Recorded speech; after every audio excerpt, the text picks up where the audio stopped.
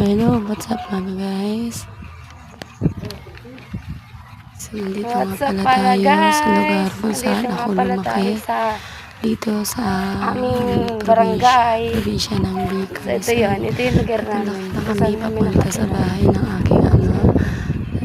Ito yun na pinapakita ko dito. Ito yung daanan namin kung saan. Makikita sa sariwa ang hangin dito guys. Kapaligiran. So, yun. Talakan na yun. Siya nga pala yung anak ko, panganay.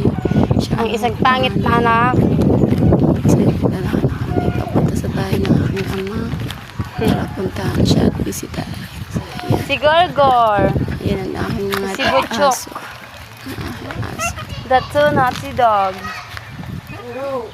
So, yan. Lalakad na kami papunta doon. Ganyan yung ugali nila. Nagsasalubong sila sa tuwing darating kami. So, yan. Yan. So, yan. Malakapit na Dito kami na sa nga bahay. tayo. Nandito na tayo sa simpleng bahay. So, guys. Bahay ng aming probinsya dito sa Bicol.